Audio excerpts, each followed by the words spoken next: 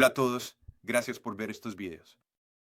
A medida que comienzas un viaje hacia una mejor salud integral en tu vida, una de las cosas en las que estamos convencidos es que la identidad evangélica está en la raíz de todo. La identidad evangélica es la base sobre la cual se construye la salud integral. Y así, en estos 4 videos, quiero hablarte sobre la identidad evangélica.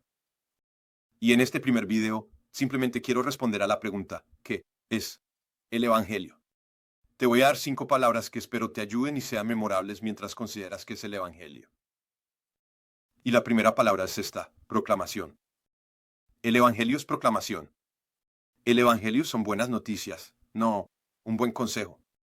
La palabra evangelio viene de la palabra evangel, que significa buenas noticias. Y en la antigüedad, esta palabra evangel se usaba para describir a una persona cuyo trabajo era correr de vuelta desde el frente de batalla hacia los pueblos y aldeas que el rey estaba defendiendo y proteger, y llevarles la buena noticia de que el rey había ganado. Y esa proclamación de buenas noticias cambió los corazones de las personas, las actitudes de la gente y la perspectiva de la gente. Y eso es realmente lo que deberíamos pensar cuando pensamos en el evangelio, que el evangelio no es un buen consejo, son buenas noticias. No es una lista de cosas que debemos hacer. No son directrices en nuestras vidas. No son solo instrucciones sobre quién deberíamos ser y cómo deberíamos vivir. Es esta proclamación increíble que cambia vidas de que se ha hecho algo asombroso por ti y por mí. El evangelio son buenas noticias. Proclamación. En segundo lugar, el evangelio es una persona. Entonces, si el evangelio son buenas noticias, ¿de qué trata el evangelio? En Marcos capítulo 1, versículo 1, Marcos, seguidor de Jesús, dice el principio del evangelio de Jesucristo, el Hijo de Dios.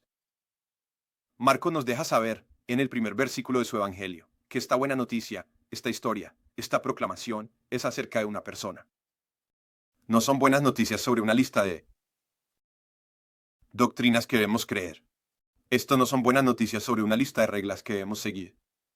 Esto ni siquiera son buenas noticias acerca de entender nuestro lugar en este mundo, quiénes fuimos creados para ser y qué fuimos creados para hacer. Esas cosas son todas importantes, por supuesto. Pero primero y ante todo, este evangelio trata sobre una persona, y esa persona es Jesucristo. Uno de los seguidores más cercanos de Jesús, Pedro, años después de que Jesús murió, fue sepultado, resucitó de entre los muertos y ascendió al Padre. Él escribió estas palabras a los primeros creyentes en 1 Pedro 3:18. Él dijo, Jesucristo sufrió por nuestros pecados una vez, y para siempre. Él nunca pecó, pero murió por los pecadores para llevarte a casa a salvo con Dios. Él sufrió una muerte física, pero fue resucitado a la vida en el Espíritu. Pedro tenía razón. El Evangelio trata sobre Jesús, quién es Él y lo que ha hecho por nosotros. Que Él vivió la vida que deberíamos haber vivido y nos da su perfecta justicia. Que Él también murió, la muerte que deberíamos haber muerto, llevando nuestro pecado y vergüenza, y el castigo que nosotros merecíamos. Y luego conquistó a Satanás, la muerte y el infierno, resucitó de entre los muertos, el Rey victorioso, y luego ascendió al Padre, donde vive para siempre, sentado a la derecha del Padre, donde está intercediendo. Incluso ahora, para ti y para mí. Esta es la persona en torno a la cual se construyen estas buenas noticias, Jesús. Y lo que esto significa es que el Evangelio no es una instrucción sobre cómo vivir, aunque lo encontramos en las Escrituras. No es una inspiración para ayudarte a vivir, aunque a veces la necesitamos. Pero, en última instancia, en el Evangelio, encontramos no instrucción, no inspiración, sino una invitación. Y la invitación es a una persona, y esa persona es Jesús. Así que el Evangelio es una proclamación. El Evangelio es una proclamación, una persona. Y lo tercero es que el Evangelio es poder.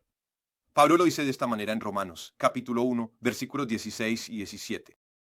Porque no me avergüenzo del Evangelio, porque es el poder de Dios para salvación a todo aquel que cree, al judío primero, y también al griego. Porque en el Evangelio se revela la justicia de Dios a partir de la fe. Y, por la fe, como está escrito, el justo vivirá por la fe. El Evangelio no es solo buenas noticias. El Evangelio no es solo una persona. El Evangelio es poder. Y creemos en la transformación del Evangelio, que el Evangelio, cuando es entendido, recibido, creído y apropiado a lo largo de nuestras vidas y aplicado a las diferentes áreas de nuestras vidas, tiene un poder único para cambiar. Y no se trata de un cambio desde afuera hacia adentro, a través del miedo o de estar motivados a probar nuestro valor o protegernos, sino que es una motivación de adentro hacia afuera. Es este poder de teniendo nuestros corazones transformados dentro de nosotros y luego, a medida que las cosas que amamos cambian, la forma en que vivimos cambia. Primero, lo que amamos y luego cómo vivimos. Esta es la transformación del Evangelio. Este es el poder del Evangelio. Y como líderes, a veces luchamos con nuestra propia incapacidad para cambiar y miramos en muchas direcciones diferentes, esperando que algo o alguien aparezca y que nos dé un poco de sabiduría, un poco de perspectiva, un poco de motivación para que podamos cambiar. Y eso está bien, y es útil, y tiene su lugar. Pero es muy importante que recordemos que el verdadero poder para el cambio siempre se encuentra en el Evangelio. Nuestro poder no se encuentra solo en nuestra predicación o en nuestra capacidad para predicar. No se encuentra en nuestros dones y en nuestra capacidad para ejercer esos dones. No se encuentra en nuestro liderazgo. No se encuentra en nuestra capacidad para levantar líderes. No se encuentra en nuestras iglesias, en nuestros edificios, en nuestras instalaciones, en nuestras propiedades, en nuestra iluminación, en nuestro sonido, en nuestra música, en nuestra labor comunitaria. Todas esas cosas, de nuevo, son útiles para el reino. Pero el poder se encuentra en el simple Evangelio. Esta proclamación de que hay una persona que ha hecho algo por nosotros que no podíamos hacer por nosotros mismos. Y eso nos da el poder de amar de manera diferente y de vivir de manera diferente. Así que el Evangelio es proclamación. Es una persona. Es poder. Y luego, en cuarto lugar, el Evangelio es un proceso. El Evangelio es un proceso. Mira, a veces pensamos que el Evangelio es solo lo que los incrédulos necesitan. Y creyentes pasamos a otras cosas. Pero el Evangelio no solo nos hace entrar. El Evangelio nos hace crecer. Estamos fuera del reino de Dios por falta de fe en el Evangelio. Por eso las personas están apartadas de Dios, porque no creen ni reciben el Evangelio. Pero incluso aquellos de nosotros que hemos creído y recibido el Evangelio, seguimos luchando de diferentes maneras. Y la razón por la que seguimos luchando es porque tenemos una falta de crecimiento y de profundización en la fe en el Evangelio.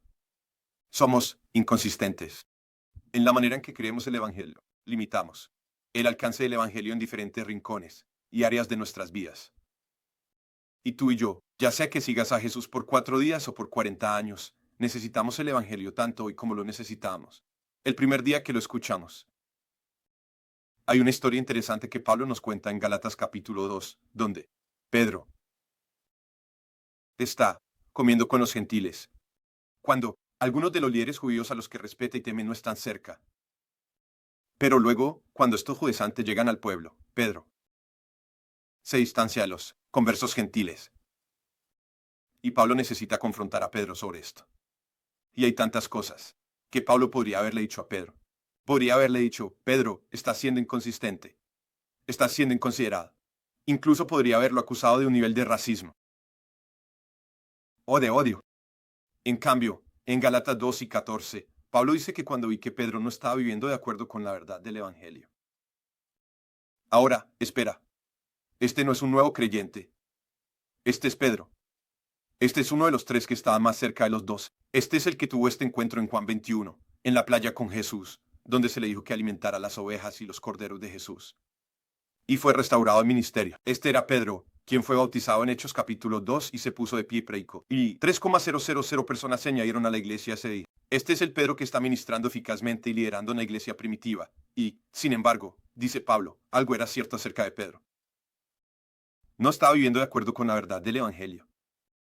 Y si eso fue cierto para Pedro, ¿cuánto más podría ser cierto para ti y para mí hoy?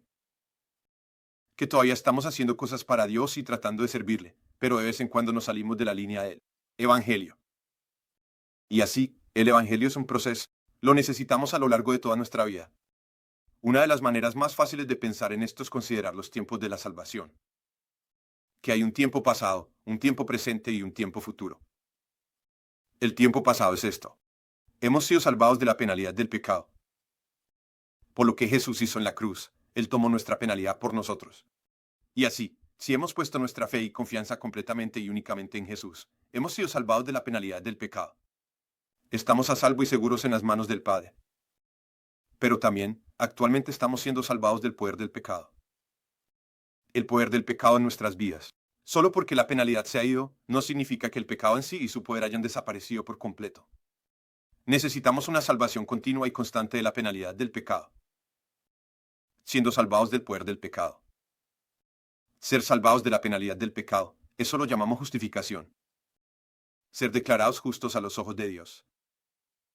Ser salvados de manera continua del poder del pecado, eso lo llamamos santificación.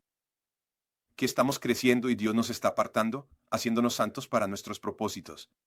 Y al hacernos santos, no solo nos está apartando de ciertas cosas, sino que nos está apartando para ciertas cosas. Entonces, en el pasado, salvados de la penalidad. Presente, siendo salvados del poder. Pero el tiempo futuro, que a menudo se llama glorificación, es que algún día seremos salvados de la misma presencia del pecado. Increíble, ¿verdad? Salvados de la penalidad, siendo salvados del poder. Algún día seremos salvados de la presencia. Esta es la progresión. Este es el proceso del Evangelio. Y así, el Evangelio es un proceso, y nos aferramos a él en cada paso del camino. Proclamación. Persona. Poder. Proceso. Y por último, el Evangelio es una promesa. Cuando Jesús vino predicando el Evangelio, en realidad lo predicó de una manera bastante diferente a como lo hacemos tú y yo ahora. Muchas veces hablamos del Evangelio en términos de salvación personal, de estar bien con Dios y de ir al cielo cuando mueres. Y sin embargo, cuando Jesús vino, predicó el Evangelio del Reino. Esa era una frase que estaba realmente en el centro de su ministerio de buenas nuevas. Que había un reino de Dios que venía a la tierra y que él estaba inaugurando el reino de Dios. Y los académicos y teólogos hablan del reino de Dios tal como existe en la tierra hoy, usando el término, ya está, pero aún no. Está aquí, pero no está completamente aquí. Jesús ha inaugurado el reino de Dios, y debemos orar para que el reino de Dios venga a la tierra así como es en el cielo. Y sin embargo, hay maneras en las que el reino no se está realizando completamente en medio de nosotros. Algún día, en la presencia de Jesús, experimentaremos eso. No habrá más pecado, no habrá más enfermedad, no habrá más vergüenza, pero aún no hemos llegado allí. Entonces, ¿qué es el Evangelio? El Evangelio es una promesa. Cuando Jesús nos dio el reino, nos estaba prometiendo que algún día experimentaríamos el reino en su plenitud.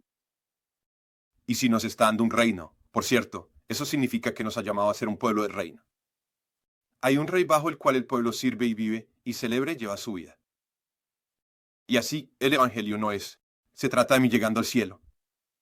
El Evangelio se trata de nosotros. La promesa no es solo que yo llegaré allí algún día, sino que la visión que recibimos en la revelación del apóstol Juan es que hay personas de cada tribu, lengua, nación y lenguaje. La metanarrativa de las Escrituras no es que Dios está salvando a individuos y llevándolos al cielo. Es que está formando un pueblo con el cual habitará. Así que esta promesa es para un pueblo. Esta es la promesa que tenemos, que somos el pueblo de Dios y que Él nos llevará a casa con Él. Pero una idea más. No es solo para individuos, ni para personas, ni para la humanidad. Esta promesa del Evangelio es en realidad para toda la creación. En Romanos 8 y 22, Pablo dice que la creación misma gime por este día de redención. Esa creación también está bajo una maldición por el pecado de la humanidad. Y sin embargo, algún día, vemos en Apocalipsis 21 que Dios va a hacer todas las cosas nuevas. Y eso incluye la creación. Los cielos y la tierra serán hechos nuevos. Y tú y yo, y aquellos que confían y sirven a Jesús reinarán para siempre en estos nuevos cielos y nueva tierra gracias al Evangelio. Entonces, el Evangelio es una proclamación, es una buena noticia, es una persona. Se trata de Jesús. Es el poder para cambiar. Es un proceso. Todos estamos en proceso y necesitamos el Evangelio en cada paso del camino. Y luego es una promesa de que aquel que comenzó algo bueno se asegurará de que lo termine.